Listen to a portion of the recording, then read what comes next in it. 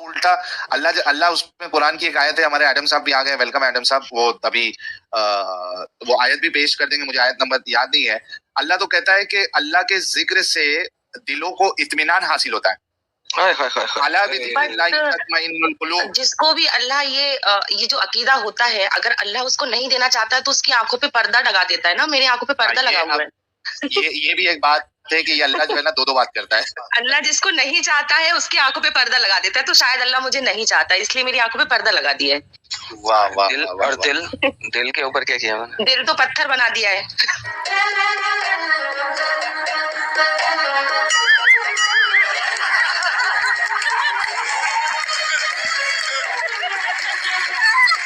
अल्हम्दुलिल्लाह सख्त बना दिया, सख्त बना दिया है, कुछ नहीं हो सकता है। तो क्या हुआ था साहिल भाई, मैं बहुत टाइम से आपको सुन रही थी, मुझे आपसे बात करनी थी। अच्छा, उससे पहले एक टेस्ट ले ले जैनब जी, आप बहुत जी बिल्कुल बिल्कुल बिल्कुल। क्या नमाजें पढ़ती थी पहले आप? हाँ, मुझे सूरह फातिहा आती है, सूरह अखलाक आती है, सूरह नास आती है, आयतुल कुर्सी आती है, जो भी चाहे आप सुन लीजिए। सुना दे चलिए आयतुल कुर्सी सुना दे। अल्लाहु ला इलाहा इल्ला हुवल हय्युल क़य्यूम ला तअखुज़ुहु सिनतुन वला नौम लहु मा फ़िस समावाति व मा फ़िल अर्द मन ज़ल लज़ी यशफ़अु इंदहु इल्ला बिइज़्निही यअलमु मा बैना अयदीहिम व मा ख़ल्फ़हुम व ला युहीतूना बिशैइन मिन इल्मिही इल्ला बिमा शाअ वसिअ कुर्सियुहु समावाति वल अर्द व ला यऊदुहु हिफ़्ज़ुहुमा व हुवल अलिय्युल अज़ीम। चलिए बताइए क्या हुआ था? 100 की स्पीड में आपने पढ़ लिया।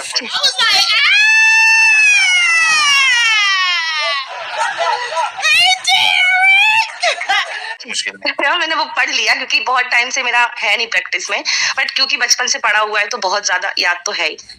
एक्चुअली क्या हुआ था ना कि ये जो टेररिज्म होता है कि, तो मुझे ना डाउट था कि ऐसे कैसे कोई ह्यूमन बॉम्ब बनकर फट सकता है, जाने ले सकता है। तो मुझे डाउट हुआ कि ये ऐसे तो नहीं होता होगा। आखिर फिर मैंने बहुत सारे वीडियोस देखे कि अरे कुरान ही कहता है, कुरान ही कहता है। बट सच बताऊं, क्योंकि मेरी फैमिली बहुत ज्यादा मानती है, तो जब मैं कुरान पढ़ रही थी तो मैं सच में ये चाह रही थी कि इसमें ना ऐसा कुछ लिखा हो, मैं नहीं देखना चाह रही थी। बट जब वो पारा नंबर 5 पे आई मैं, और वहां पे मैंने ये लिखा हुआ देखा कि जो लोग इस्लाम को नहीं मानते हैं आप उनका कत्ल करो, जिहाद के लिए निकलो, और फिर जो वहां से जीती हुई जो तुम्हारी लौंडियां हों उनके साथ चाहे तो आप जिना करें, चाहे तो उनसे निकाह करें। मतलब वही स्लैब बना के रखे, कुछ फर्क नहीं पड़ता है। कैसे कैसे लोग रहते हैं यार, पागल कुत्ते का गाड़ी उठा। तो बस वहां से मुझे मेरा जो अकीदा था इस्लाम को लेकर, वहां से मेरा टूट गया। उसके बाद आंखें खुल गई मेरी कि जो हो रहा है ना वो ऐसे ही नहीं हो रहा है। क्योंकि हमारे तक क्या होता है ना, जो अरबी में लिखा हुआ है ना कुरान, वो कोई पढ़ता ही नहीं है, सब बस उसको पढ़े जा रहे हैं। कोई उसका ट्रांसलेटर कर मतलब कभी देखता भी नहीं है कि आखिर हम पढ़ क्या रहे हैं। जबकि कहा जाता है कि आप दिन भर में एक बार तो कुरान उठाकर पढ़ो, आपका दिल पत्थर होगा अगर आपका कुरान रखा हुआ है और आप उसको पढ़ नहीं रहे हो तो पढ़ो। बट पढ़ रहे हैं, क्या पढ़ रहे हैं वो भी तो कभी बताओ ना। कभी तो होना चाहिए ना कि आप बैठा के हमें समझाओ कि हम कुरान में है क्या, वो कभी नहीं होता है। बट जिनसे उनको ये सब कराना रहता है, जिनसे उनको जिहाद कराना रहता है, उनको वो बताते हैं कि देखो हमारा अल्लाह क्या कह रहा है, और फिर वो उनसे कराते हैं वो सब काम। तो वहां से मुझे ये सब हुआ, और उसके बाद मैंने फिर धीरे धीरे सब चीजें छोड़ दी हैं, क्योंकि मेरा मन नहीं करता है नमाज पढ़ने का। और मतलब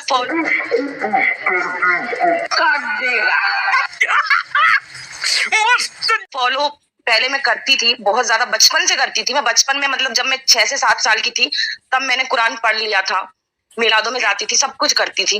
बट जब बड़ी हुई, समझदार हुई, और जब ये सब देखती थी मैं कि आए दिन बॉम्ब फट रहे हैं, लोग एक दूसरे को मारने पे पड़े हुए हैं, और हर मुस्लिम ही क्यों एक आतंकवादी निकल कर आता है, आखिर ऐसा क्यों है, वहां से डाउट हुआ, इसलिए वो कुरान पढ़ने की हिम्मत की। बट उसके बाद ना मुझे समझ नहीं आता है कुरान। मैं बोलूंगी कि बहुत ही ज्यादा ऐसा है कि समझना बहुत मुश्किल है उसको।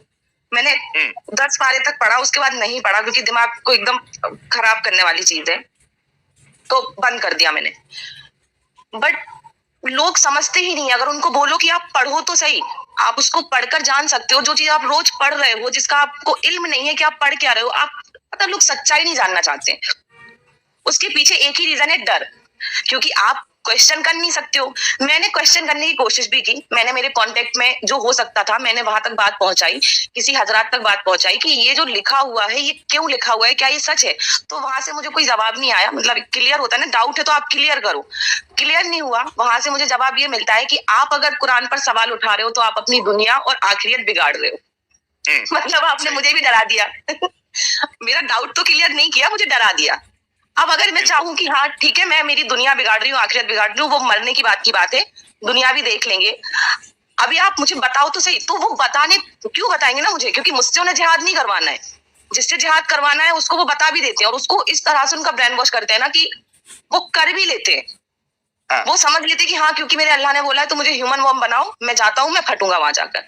और अभी जो आप बात कर रहे थे कि इस्लाम में ये जो सेक्स लेफ्ट जो सब होता है ये क्यों होता है, ये क्यों किया है भाई, कौन करेगा?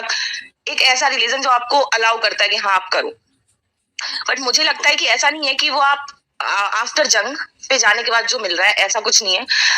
एक्चुअल में एक लड़की जिससे उसका निकाह होता है ना हस्बैंड के साथ, उसके साथ भी डेली एक वही सब हो रहा होता है। अगर बीवी का मन नहीं है तब भी, क्योंकि अगर आपके हस्बैंड का मन है तो आपको करना है, अगर आप प्रेग्नेंट हैं तब भी आपको करना है, अगर आपका दुख है, दर्द है, कुछ भी है तब भी आपको करना है, क्योंकि आपके हस्बैंड का मन है, आप मना नहीं कर सकते हो। सोहर कहा जाता है ना, खाविंद खुदा के बराबर है। तो खुदा के बराबर है तो क्या खुदा हर टाइम सेक्स चाहता है क्या? सेक्स ही करना है क्या उसको पूरे टाइम? और मेरे को एक रीजन और समझ में आता है, जैसे कि मैंने देखा कि जैसे प्रेगनेंसी का जब टाइम होता है ना, तो किसी और रिलीजन में प्रेगनेंसी के टाइम पर जो जैसे 1-2 मंथ के बाद जब वो हैवी पीरियड चलता है, जो वो टाइम होता है कि 2nd मंथ से 3rd मंथ से 9 मंथ तक, उस टाइम पर बहुत सारे रिलीजन में ऐसा है कि आप सेक्स मत करो।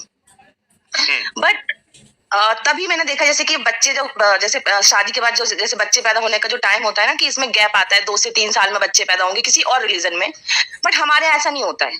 हमारे यहाँ आज शादी हुई है, उसके 9 महीने बाद आप बच्चा ले लो। उसका कारण क्या है?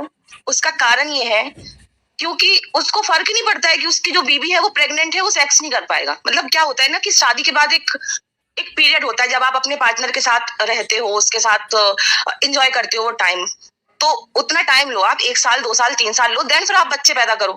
बट उसको नहीं फर्क पड़ता ना, क्योंकि उसको तो वो टाइम पीरियड जो उसको सेक्स का चाहिए वो उसको प्रेगनेंसी के बाद भी मिलेगा। अगर वो प्रेग्नेंट है तब भी वो सेक्स कर सकता है, तो उसको क्या करना कि भाई अभी प्रेग्नेंट नहीं करो, नहीं तो अभी हम वो हनीमून जो पीरियड है हमारा वो कैसे एंजॉय करेंगे? मुस्लिम को नहीं फर्क पड़ता है, क्योंकि वो प्रेग्नेंट हो जाएगी, वो 9वें महीने में भी होगी ना, तब भी वो उसके साथ सेक्स करेगा। बट किसी और रिलीजन में वो सेक्स वो जो पीरियड होता है प्रेगनेंसी का, उस टाइम पर दूर रहना ही होता है। तो पहले वो एंजॉय करते हैं 1-2 साल, देन वो फिर बच्चे का सोचते हैं, प्लानिंग करते हैं। बट हमारे यहाँ नहीं होता, हमारे यहाँ तो आप करो, बच्चा पैदा हो जाने के बाद भी करो। उसकी वजह ये है ना, क्योंकि आप देखिए इस पे हमने एक्सट्रीम भी किया, जिसकी ये सोच है कि भाई पालने वाली जात अल्लाह की है, रिस्क देने वाली जात अल्लाह की है। रिस्क यानी आप इस डर से अपने बच्चों का कत्ल नहीं करो कि भाई उनको रिस्क कौन देगा, अल्लाह है उनको रिस्क देने वाला।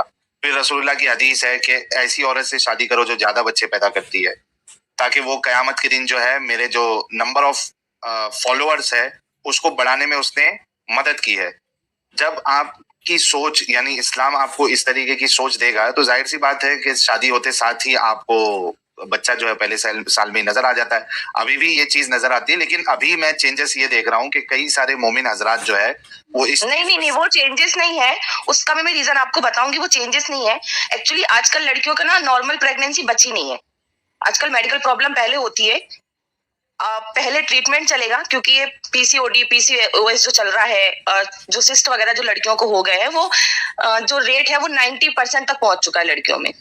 हर एक में से 5 लड़की जो होती है ना वो उसको पीसीओडी है, और पीसीओडी में कंसीव करना आसान नहीं होता है। तो इसका ये रीजन बन चुका है आजकल। आप बहुत शादी के बाद देखो तो यही होता है कि उसका ट्रीटमेंट चल रहा है, तो वो 1-2 साल का गैप लग रहा है। और अगर किसी का कोई प्रॉब्लम नहीं है तो कोई आपको बिल्कुल भी ऐसे ना सांस लेने का टाइम नहीं मिलता है, और आप 1 से 2 महीने के में हो जाता है, खुशखबरी आ जाती है कि भाई बच्चा आने वाला है।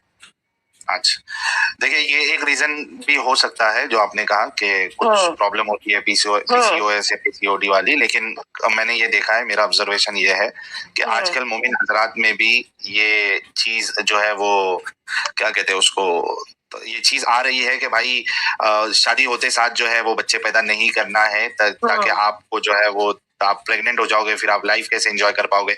या बहुत से लोग जो फर्स्ट बच्चा फर्स्ट अटेम्प्ट में ही कर लेते हैं, फिर वो सेकंड के लिए लंबा सा गैप देते हैं, क्योंकि उनको भी समझ में आ गया है कई सारे लोगों को, क्योंकि अवेयरनेस ये फैल रही है। और जब वो प्रैक्टिकली हाल देखते हैं, अपने ही खानदान में ज्यादा बच्चे हैं और वो बच्चे उनके पढ़ाई के वांदे, उनके खाने पीने के वांदे, तो उनको ये चीज समझ में आती है कि भाई हमने ज्यादा बच्चा पैदा नहीं करना है। और यही वजह है कि अभी मोमिनों की जो ये है अपना, क्या कहते हैं उसको यार, उसको क्या कहते हैं वो बच्चों का एवरेज, बच्चों का क्या कहते हैं उसको, वो जो दिमाग से निकल रहा है। साहिल साहब 2.5 जो नंबर होता है। जी आदम साहब, साहिल साहब नीचे कुछ मोमिन है बड़े, वो दिख रहे हैं, तो हाँ उनको भी ले लेते हैं थोड़ा सा। तो वो जो नंबर, हाँ मैं अभी ले लेता हूँ उनको।